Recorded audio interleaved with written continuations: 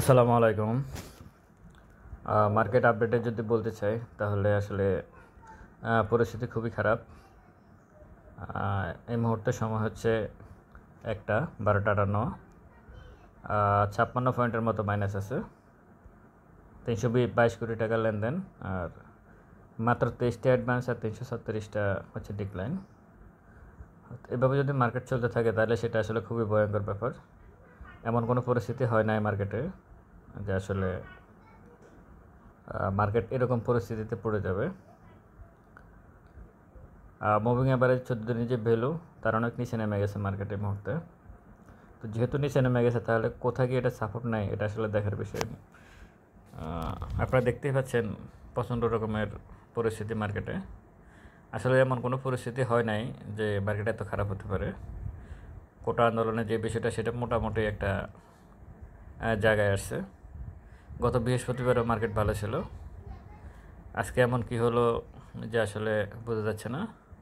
শুধু একটা ঘটনা আছে, সেটা হচ্ছে ব্রোকারেজ হাউস যে 50 কোটি টাকার একটা 450 কোটি টাকার তারা শেয়ার মার্কেটে ইনভেস্ট না করে বাহিরের জমি ফ্ল্যাট এগুলো কিনছে, অফিস নিছে। সিকিউরিটি এক্সচেঞ্জ কমিশন তাদেরকে বলছে অক্টোবরের 1 তারিখের ভিতরেই সমস্ত টাকা মার্কেটে নিয়ে আসতে হবে। এখন ওটার কোনো রিফ্লেকশন আছে কিনা এটা একটা বিষয়। আসলে মানে সমস্যা খুঁজতে গেলে হাজারো সমস্যা নিয়েই মার্কেট চলে। তো প্রতিনিয়ত একটা সমস্যা তৈরি হয় আর ওটার উপরে আসলে মার্কেটের ব্যাপারে পড়ে যায়। এটা বিনিয়োগকারীদের জন্য দুর্ভাগ্য। ধৈর্যের একটা বিকল্প থাকে। 3 বছর ধরে একই অবস্থা। এই মুহূর্তে 61 পয়েন্টের মতো মাইনাস। তো এটা দিন শেষে কোথায় গিয়ে থাকে দেখার বিষয়। 1টা বাজে এখন।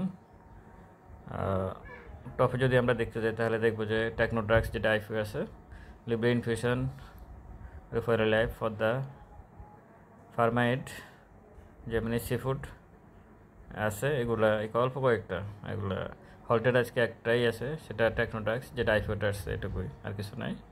আর লুজারে যদি দেখি তাহলে তো অনেক, সবই 3% সার্কিট ব্রেকার। 3%-এর ব্যাপারে আসলে একটা বিষয় সিদ্ধান্ত নেওয়া উচিত। আসলে 3% কী করবে এটাও দেখা উচিত। ভলিউম যদি আজকে এখন দেখতে চাই 1টা বাজে, তাহলে দেখবো যে এনআরবিসি ব্যাঙ্ক, অগ্নি সিস্টেম, জিআইবি, সিটি ব্যাঙ্ক, ফকডল।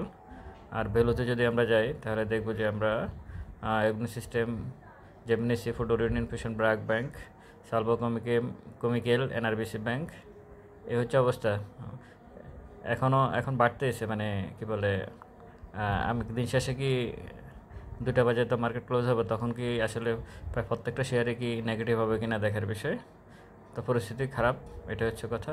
আমি কালকের ভিডিওতে বলছিলাম আগামীকাল মার্কেট কেমন হতে পারে। এই ভিডিও এখানে আমি বলছিলাম যে মার্কেট আজকে খারাপ হওয়ার সম্ভাবনা বেশি। তো অবশেষে তাই হলো। সবাই ধৈর্য ধরবেন, ভালো থাকবেন। আসসালামু আলাইকুম।